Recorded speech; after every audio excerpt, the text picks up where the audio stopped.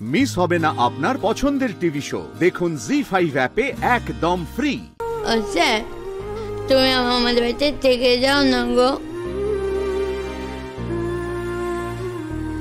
ভাড়া বাড়ি যত, মেয়েকে এটুকু শেখায়নি যে বিয়ের পর মেয়েদেরকে শ্বশুর বাড়িতে থাকতে হয়। এখন যদি ওখানে গিয়ে বায়না করে। ঠিক আছে, যাওয়ার সময় সব মেয়েরাই তো ওরম কান্নাকাটি করে। বুঝতেই তো পারছো, বয়সের তুলনায় একটু অপরিণত। কি সব বুঝে? আমাদের বাড়িতে গেলে দেখবে সব ঠিক হয়ে যাবে। তুমি সেই আনন্দেই থাকো যে সব ঠিক হয়ে যাবে। ও যদি ওখানে গিয়ে জেদ করে তীর্থকে নিয়ে এই বাড়িতে চলে আসে তখন? আর তীর্থকে দেখো এরকম সান্ত্বনা দিচ্ছে, কোথায় ওকে বোঝাবে যে এরকম করতে নেই, তা না। ঠিক আছে ঠিক আছে, পুতুল এইভাবে কাঁদে না। দেখো, তুমি যদি এইভাবে কাঁদো তাহলে তোমার মা যে কষ্ট পাবেন। তুমি না লক্ষ্মী মেয়ে, কাঁদে না। ছোট যা না, দেরি করিস না, যা আশীর্বাদ থেকে।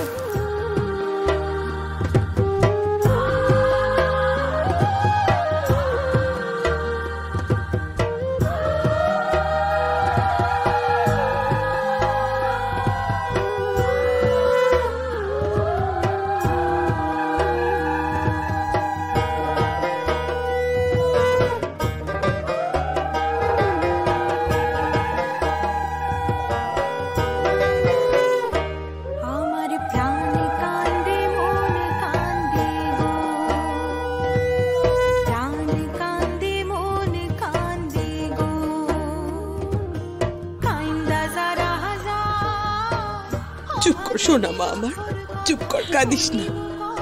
এই পুতুল, আবার তো আসবি তুই, এই তো অষ্টমঙ্গলাতেই আসবি। কাঁদিস না, তোর কত সুন্দর বিয়ে হয়েছে বল। শ্বশুর বাড়ি যাবি, শ্বশুর বাড়ির সবাই তোকে কত ভালোবাসবে। তোর বড় কত সুন্দর হয়েছে বলতো। তুই খুব ভালো থাকবি, দেখবি মা, তুই খুব সুখে থাকবি।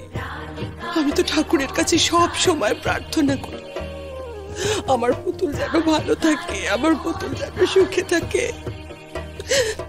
কাঁদিস না মা।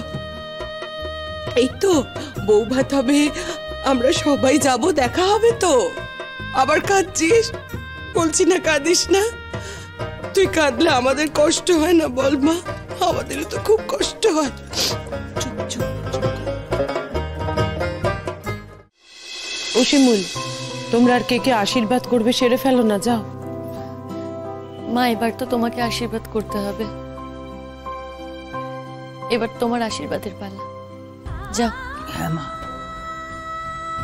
সে তো করতেই হবে। কনকাঞ্জলি দেবে না পুতুল? ওই আজলা ভরে চাল নিয়ে আমার ঋণ শোধ করবে তো?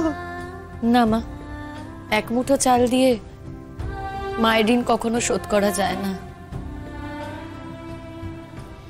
তাই এই বাড়িতে এই রিচুয়াল হবে না।